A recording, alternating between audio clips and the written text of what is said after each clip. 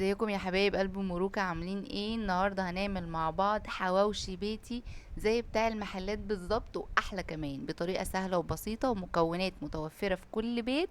وهنعرف مع بعض اسرار الحشوة الجميلة واللذيذة، وازاي هتخليه مقرمش من بره وطري من جوه. يلا بينا نبدأ نعمل احلى حواوشي بيتي. بصوا، انا هنا معايا كيلو ونص من اللحمة. دي لحمة انا كنت مفرزاها تفريزات كفتة قبل كده، طلعتها من بالليل سبتها تفك براحتها خالص، وبعد ما فكت طلعتها وحطيتها في البولة. وهبدأ بقى اعملها لتتبيلة الحواوشي. كيلو اللحمة بيحتاج 4 بصلات وسط، انا هنا معايا 6 بصلات هفرمهم في الكبة فرم ناعم، و3 طماطمات وفلفل حامي زي ما تحبي، ده طبعا حسب الرغبة.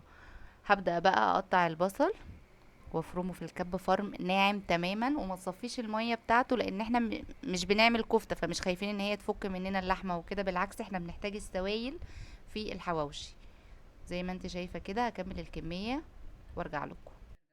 هنا بقى هقطع الطماطم. انت اصلا ممكن تفرمي كل الحاجات دي مع بعض في الكبة مرة واحدة، بس انا ما عملتش كده علشان انا عندي بنوتة صغيرة مش هعرف احط الفلفل الحامي مع الحاجات دي. هنا هو بعد ما فرمنا الطماطم زي ما انتوا شايفين، انا هنا معلش دي كانت اوف كاميرا. التوابل هتكون ملح وفلفل اسمر وبهارات جاست، ما تحطيش اي حاجه تاني.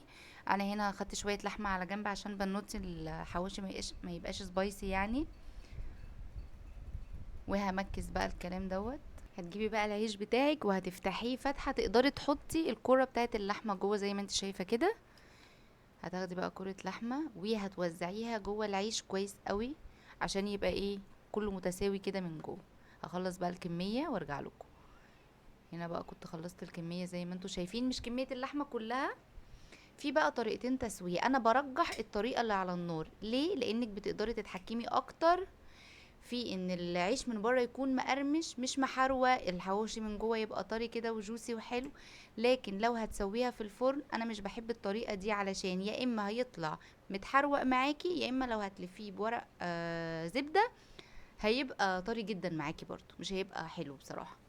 لكن انت هنا بتفضلي تقلبي براحتك وبتتحكمي في درجة اللون وفي قرمشة العيش براحتك جدا. زي ما انت شايفة كده لونه تحفة. بص اللون، اصلا العيش لوحده بيقولك انا مقرمش من غير ما اعملك اي صوت. بص اللحمة من جوه مستوية ازاي. يلا بقى نعمل طحينة عقبال ما الحواوشي كله يستوي. تنزلي بقى بالطحينة، وطبعا لازم تكوني مسخنة مية قبلها. هتنزلي بالمية تدريجيا لحد ما توصلي للقوام اللي انت حباه.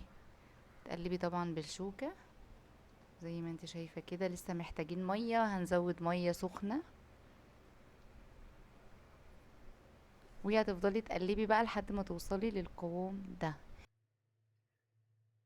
تمام، انا هنا حطيت نص ليمونة ومعلقتين خل، بس كانوا اوف كاميرا برضو معلش. هننزل بقى بيه شوية من الملح،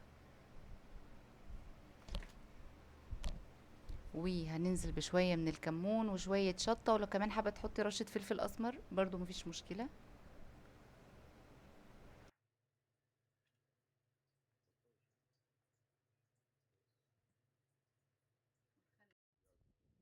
هنا كنت خلصت كمية الحواوشي. نحط بقى حتة فحمية كده تدي ريحة الفحم. قال ايه، عاملينه على الفحم بقى.